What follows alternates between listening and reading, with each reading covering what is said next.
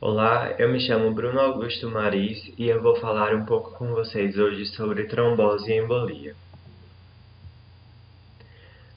A nossa aula se divide nesses dois tópicos. Na trombose, nós vamos falar um pouco sobre a tríade de Virchow, a morfologia dos trombos e os destinos que esses trombos podem ter. E na embolia, nós vamos falar sobre o tromboembolismo pulmonar e a embolia sistêmica. Bom, iniciando falando sobre a trombose, a tríade de Virchow ela é um conjunto das três principais anormalidades que levam à formação do trombo, que é a lesão endotelial, o fluxo sanguíneo anormal e a hipercoagulabilidade. A lesão endotelial ela é a causa mais importante para a formação do trombo. E o fluxo sanguíneo anormal ele também pode agir causar hipercoagulabilidade tanto diretamente como indiretamente, causando a lesão endotelial primeiro. Mas os três têm um certo papel na formação dos trombos. A lesão endotelial, como eu falei, é a causa mais importante de trombose, principalmente no coração e artérias, onde as altas taxas de fluxo poderiam prevenir a coagulação, impedindo a adesão plaquetária ou diluindo os fatores de coagulação. Então, nesses locais onde as suas próprias características preveniriam a formação de trombo, ele é causado justamente quando ocorre uma lesão endotelial. Pode haver formação de trombo nas válvulas cardíacas após infarto do miocárdio, em placas ulceradas em artérias ateroscleróticas e também em locais de lesão vascular traumática ou inflamatória. Então, quando ocorre lesão endotelial, nós temos a perda do endotélio, que causa a exposição da matriz extracelular, liberação do fator tecidual e a diminuição, então, da produção da prostaglandina I2 e dos ativadores de plasminogênio. Vale lembrar que o endotélio não precisa ser desnudado ou rompido fisicamente para contribuir com o desenvolvimento de trombose. Qualquer perturbação no equilíbrio dinâmico dos efeitos protrombóticos do endotélio pode influenciar localmente a coagulação e, então, provocar o aparecimento de um trombo. Então, quando nós temos um endotélio disfuncional, temos aumento dos fatores procoagulantes, como moléculas de adesão plaquetária, o fator tecidual e dos inibidores do ativador do plasminogênio, e diminuição da produção de moléculas anticoagulantes, como a trombomodulina, as prostaglandinas I2 e os ativadores do plasminogênio tecidual. E então, o endotélio disfuncional pode ser causado por diversos fatores, como hipertensão, fluxo sanguíneo turbulento, produtos bacterianos, lesão por radiação, anormalidades metabólicas e toxinas da fumaça do cigarro. Vamos passar agora para o segundo componente da tríade de Virchow, que é o fluxo sanguíneo anormal. Bem, ele pode ser causado por dois fatores, que é a turbulência e a estase. A turbulência ela é o principal causador da trombose arterial ou cardíaca, e ela vai causar lesão endotelial, disfunção endotelial, contracorrentes ou bolsas locais de estase, que vão participar então no processo de trombose nas artérias e no coração. Já a estase, ela é o principal responsável pela trombose venosa.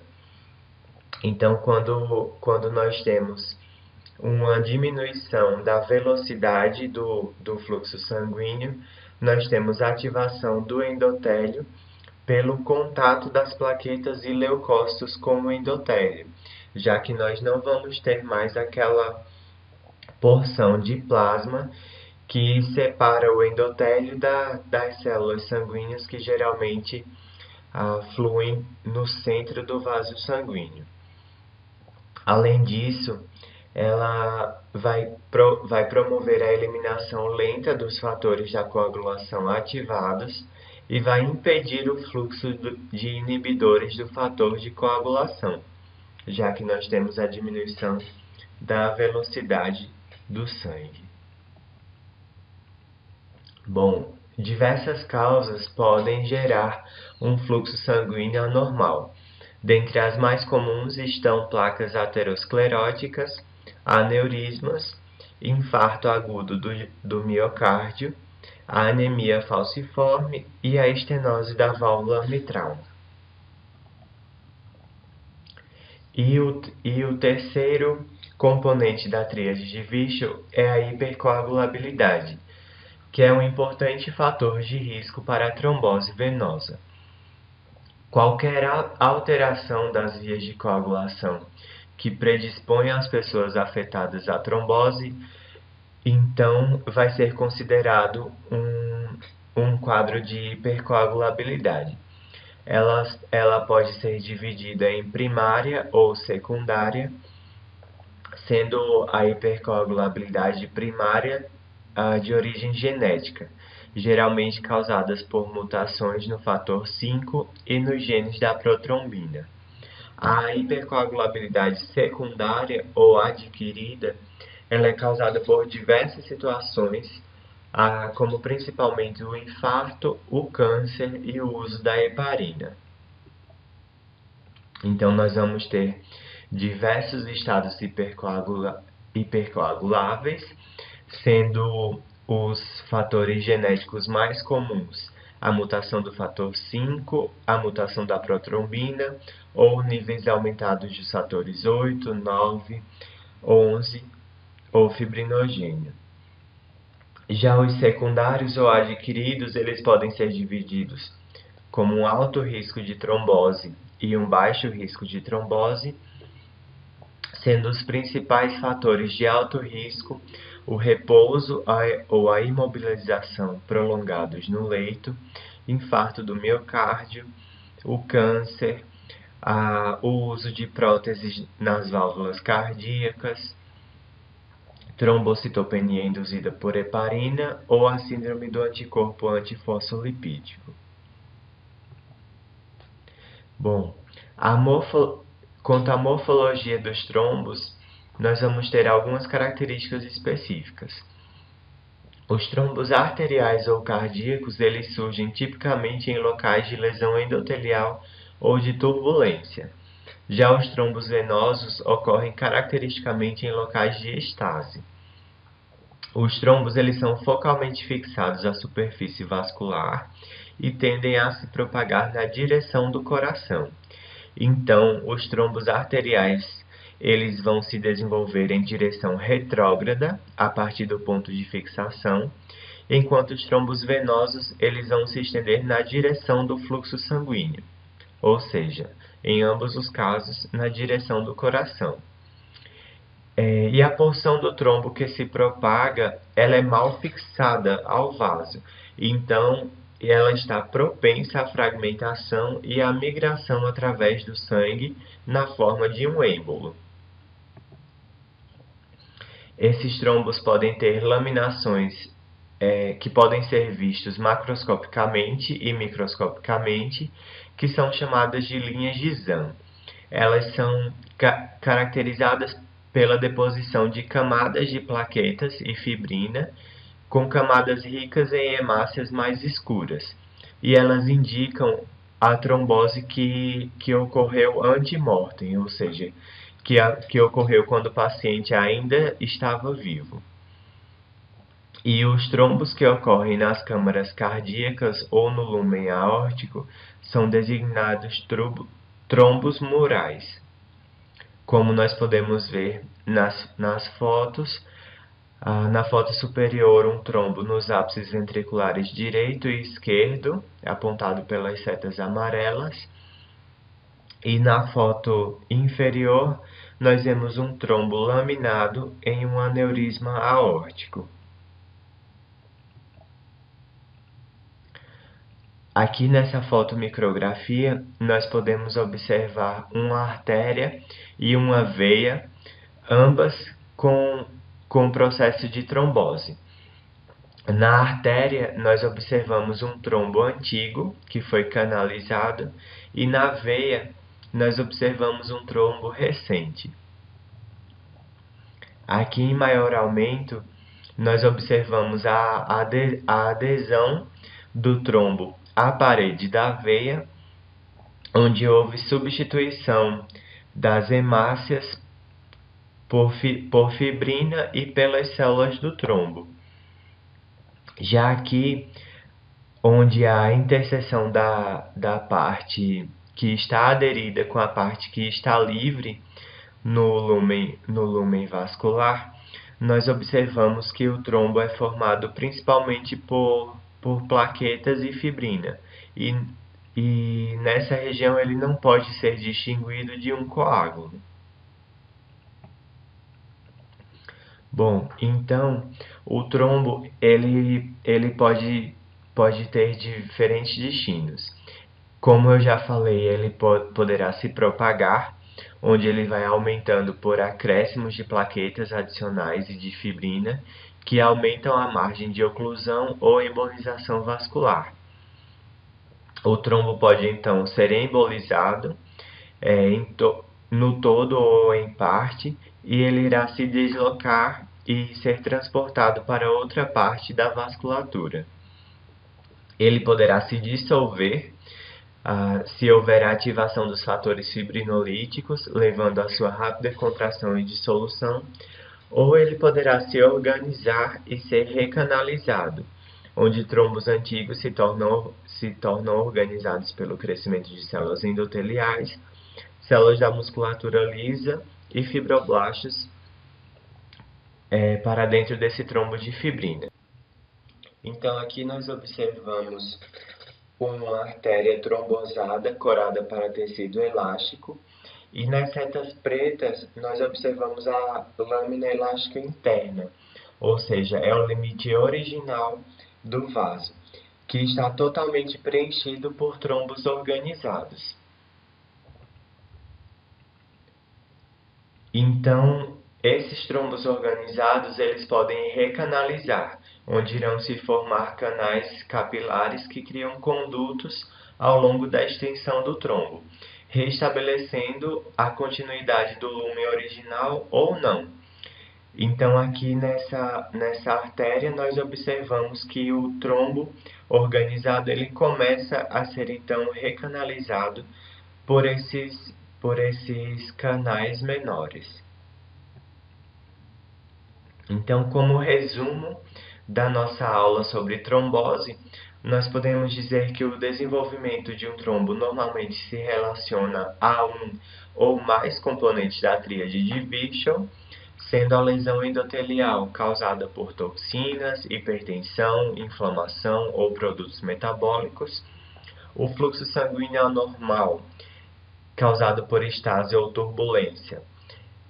Geralmente decorre de aneurismas ou de uma placa aterosclerótica, e a hipercoagulabilidade, que pode ser primária ou secundária. Os trombos podem se propagar, se resolver ou tornar-se organizados, ou então eles podem embolizar. E a trombose ela irá causar lesão tecidual por oclusão vascular local ou por embolização distal. Então, nós vamos passar agora para a segunda etapa da nossa aula, que é a embolia. Um êmbolo ele é caracterizado por uma massa sólida, líquida ou gasosa que é transportada pelo sangue para um local distante do seu ponto de origem.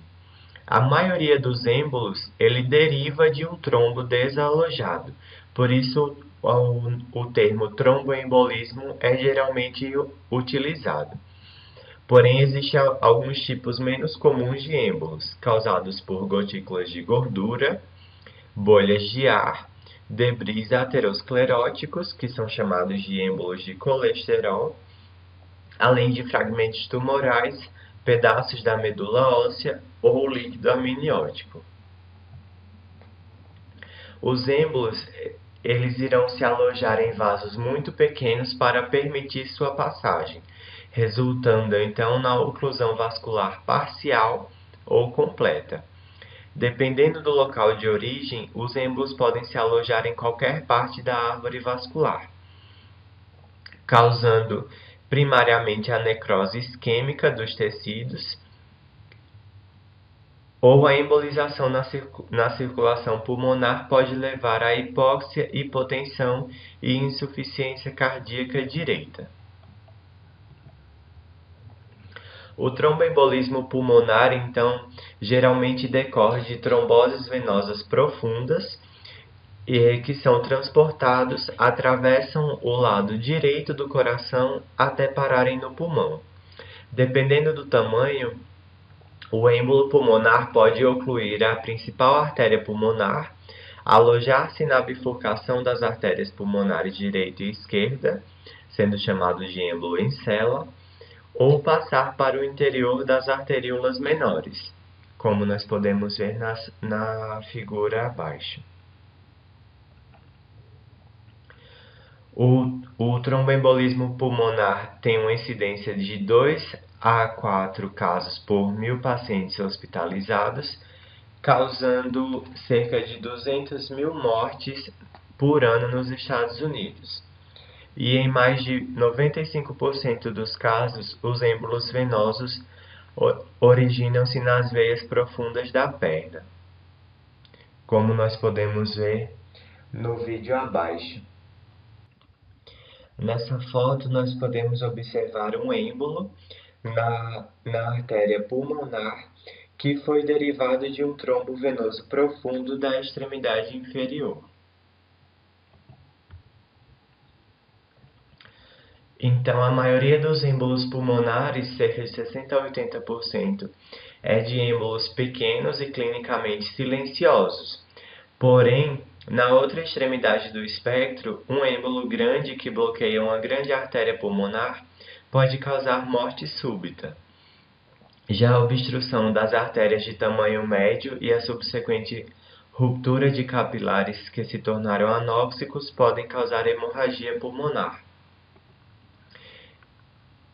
A embolização geralmente não causa infarto pulmonar, já que existe a circulação bronquial, ou seja, existe uma circulação dupla no pulmão, e a embolia para pequenos ramos pulmonares nas terminações arteriolares normalmente causa infarto. Múltiplos êmbolos que ocorrem com o tempo podem causar hipertensão pulmonar e insuficiência ventricular direita.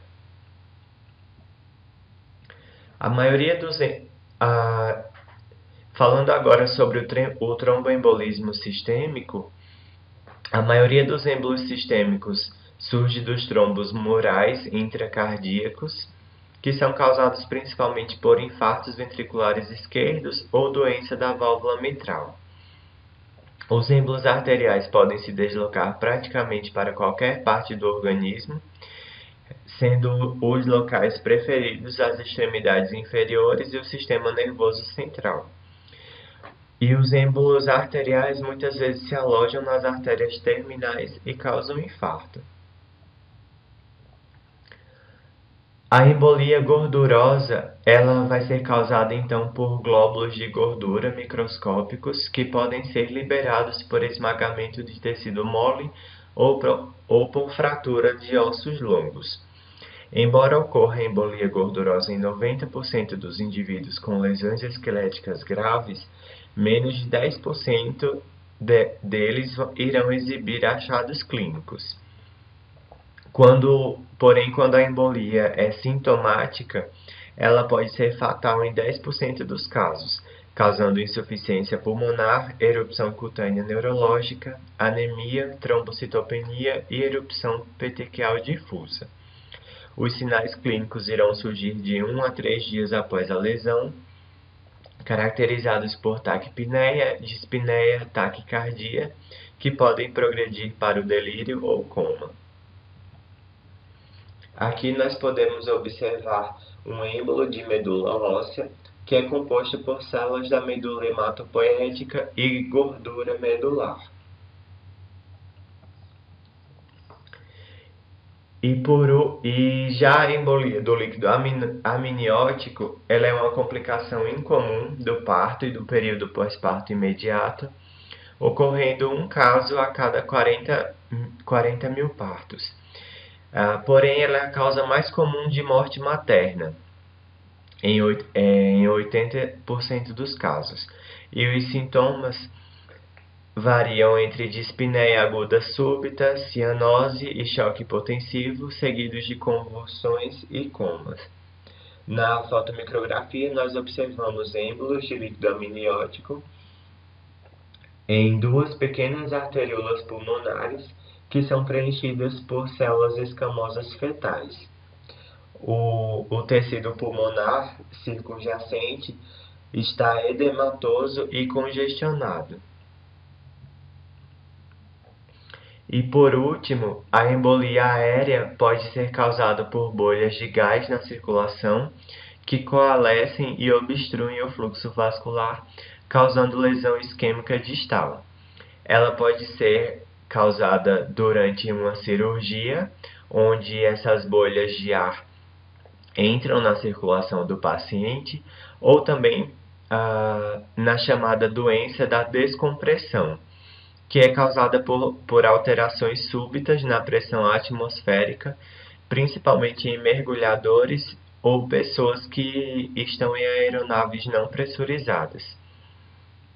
Então, quando o ar é respirado a alta pressão, maiores quantidades de gás se dissolvem no sangue e nos tecidos. Então, se um mergulhador acende rapidamente, ou então se uma pessoa está num avião despressurizado, esse nitrogênio irá se expandir nos tecidos e as bolhas dessa solução no sangue vão formar êmbolos gasosos. E o resumo da nossa aula, então, é que um êmbolo é caracterizado por uma massa sólida, líquida ou gasosa, transportada pelo sangue para um local distante de sua origem. Em sua maioria, os êmbolos são formados, então, por trombos desalojados. Os êmbolos pulmonares irão derivar principalmente de trombos da veia profunda, na extremidade inferior, e seus efeitos dependem sobretudo do seu tamanho e da localização em que se alojam. As consequências poderão incluir insuficiência cardíaca direita, hemorragia pulmonar, infarto pulmonar ou morte súbita. Já os êmbolos sistêmicos derivam principalmente de trombos murais cardíacos ou valvulares, aneurismas aórticos ou placas ateroscleróticas. E que para que um êmbolo possa causar infarto tecidual, isso dependerá do local da embolização e da presença ou ausência de circulação colateral. Muito obrigado pela atenção, e esses são os livros e sites que poderão ser utilizados para o aprofundamento do estudo.